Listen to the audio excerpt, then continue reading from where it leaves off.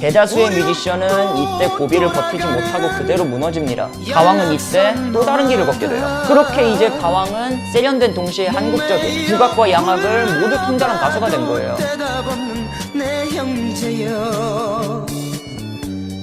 한 시대를 풍미한 옛날 뮤지션을 알아보는 시간, 복고맨입니다. 일단은 제가 너무 늦게 와서 죄송하다는 말씀부터 드릴게요. 제가 이제 졸업을 하고 여러 가지 좀 신변 정리를 하느라고 좀 늦었는데 제가 쉬는 동안에 꼭 해야 될 분들의 리스트를 만들고 여러 가지 좀 가이드라인을 몇 가지 세워놨었어요.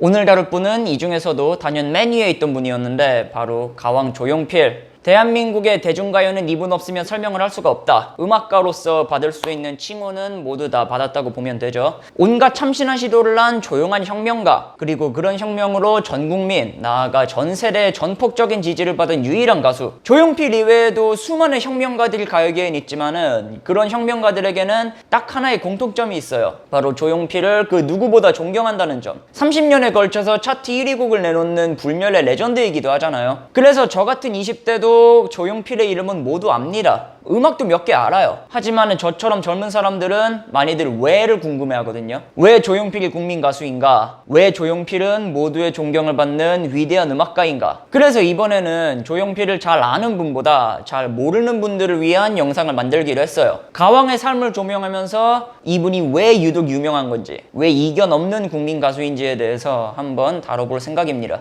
미 8군에서 무대 생활을 시작해 나이 31에 1집을 내기까지 그 사이에 있던 우여곡절은 가왕을 그 누구보다 독보적이고 단단한 존재로 만들었죠. 아이돌 같은 인기를 등에 업었지만 그 인기를 모두 음악에 투자한 분입니다. 대한민국의 독보적인 존재 가왕 조용필을 지금부터 이 영상을 통해서 알아보도록 하겠습니다. 자, 경기도 화성시에서 태어나셨어요. 7남매 중에 막내셨다고 하는데 학창 시절에 주로 듣던 음악은 비틀즈와 롤링스톤즈, 그리고 벤처스 같은 락앤롤. 그러니까 역시 시작은 락이었던 거죠. 제 세대는 조용필 하면은 트로트나 발라드를 많이들 생각하는데 사실 조용필은 그 시작이 기타리스트였습니다. 비틀즈처럼 곡을 잘 썼으면 좋겠다는 그런 꿈을 꾸던 전형적인 기타 키드. 당시에 시대적 상황이 그랬듯이 가왕도 아버지 반대가 꽤 심했다고 하고요. 이건 꽤 부유한 집안이라서 오히려 더 그랬다고 해요. 아버지와 다른 형제들이 즐기던 건 사냥이었는데 가왕한테는 그런 동물들의 모습이 너무 불쌍해 보이고 안타깝고 뭐 그랬다고 해요. 그러니까 완전히 가족과 취향이 상극이었던 건데 이때 반대를 이겨내기 위해서 결국 가출을 하게 되는 가왕입니다. 그리고 이제 미 8군 클럽에서 무대 생활을 하면서 살아가게 되는 거예요. 이 당시 주한미군 무대가 대단치 않게 보일 수도 있어요. 하지만 이때 미 8군 무대는 모든 무명 음악가들에게 있어서 꿈과 같은 곳이었다. 이 시절에 한국과 미국의 소득차를 생각해보면 미군에서 자기들 기준으로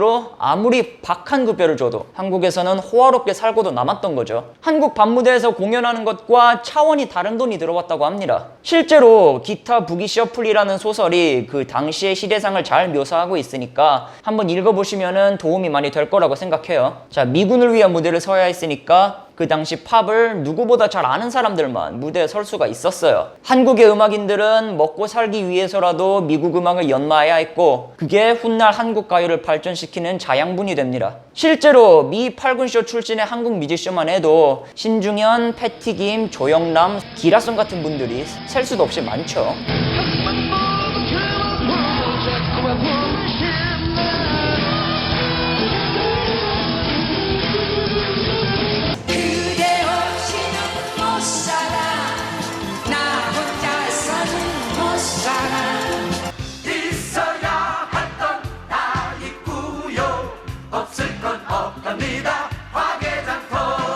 가왕도 무명 시절이라고는 하지만 이때 이미 미 8군에서 공연을 하던 기타리스트였으니까 그 재능과 노력은 이때 이미 드러났다고 봐도 좋아요. 실제로 본인도 좋은 노래를 한 곡 한 곡 카피할 때마다 국영수에서 느끼지 못한 만족감을 느꼈다고 하기도 했으니까요. 이때 또 원래 보컬이던 베이시스트가 갑자기 군대를 가면서 우연치 않게 보컬까지 도맡게 되고 이 당시에 가왕 목소리나 창법을 들어보면은 지금과는 아예 다른 모습이거든요. 그 목소리의 시작을 보여주는 앨범이 바로 1972년에 나온 조용필 스테레오 히트 앨범이라고 보시면 되겠습니다. 한때 초희귀 음반이기도 했거든요, 이게. 그래도 여기 트랙리스트 리스트를 보면은 아무래도 돌아와요 부산항해가 가장 먼저 눈에 띄어요. 가왕을 국민적 스타로 만들어준 국민가요. 이 앨범에 있는 곡은 어쿠스틱 버전이었고 이게 본격적으로 터지게 된 거는 바로 4년 뒤인 1976년입니다.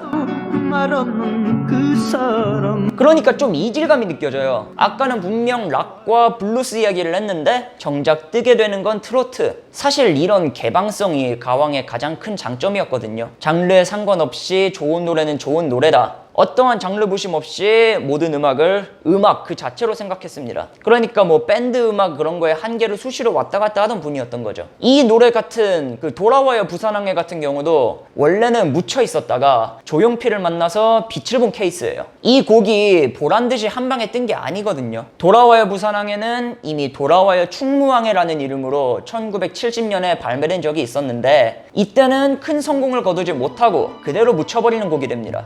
목매여 불러봐도 오식없는 그 사람. 원곡 가수분도 이후에 곧장 입대하고 그러면 대형가 화제 때 유명을 달리하셔서 더욱 그랬죠. 그리고 작곡가 황선우 씨가 이 곡을 너무나 아깝게 여겨서 한 번 더 써먹으려고 한 거예요. 그렇게 찾아간 주인이 가왕 조용필이었고 가왕은 여기에 약간 고고 느낌을 붙여서 또 한 번 부르게 되는 거죠. 가왕의 말을 빌리면 트로트 느낌이 너무 나서 8비트 곡으로 만들어 봤더니 새로운 맛이 났다고 해요. 그렇게 평범하던 노래를 개조하면서 잠재력을 이끌어내는 건데 여기에서 또 가사가 한 번 바뀐 게 그 흥행에 결정적인 영향을 끼치게 됩니다. 오륙도 돌아가는 연락선마다 목매여 불러봐도 대답 없는 내 형제여.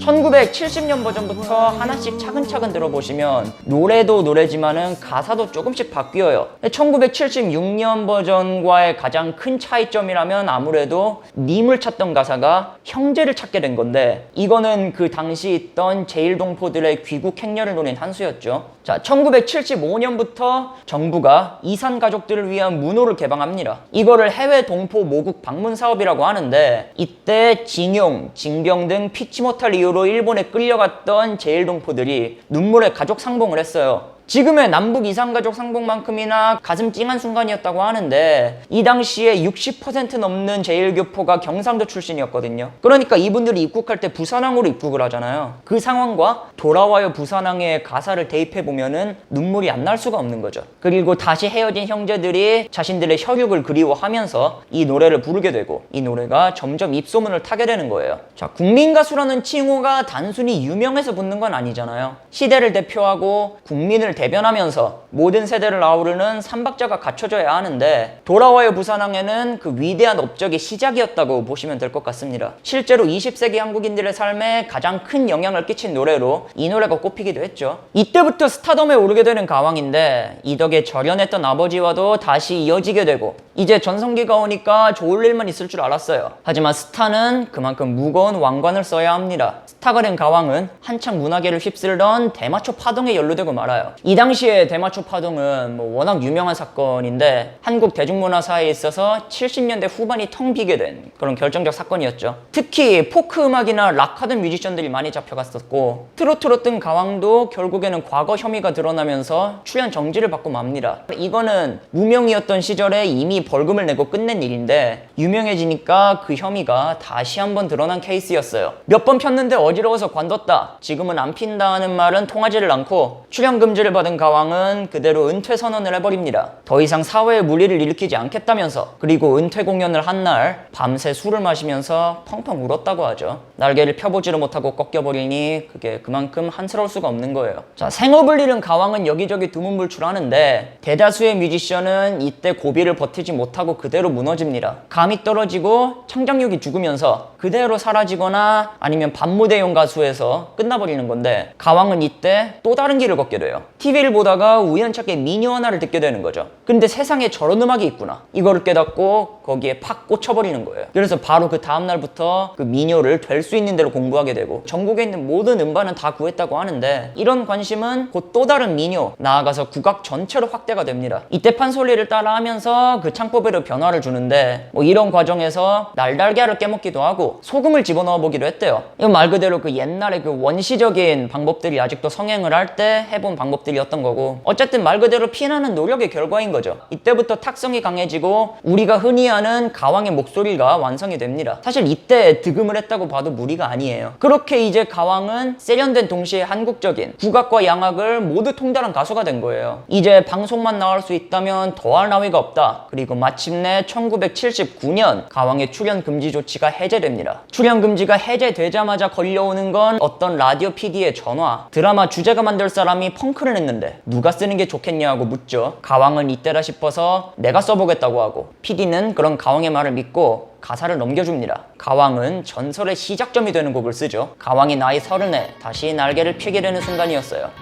기도하라 사랑의 손길로 철새에게 물어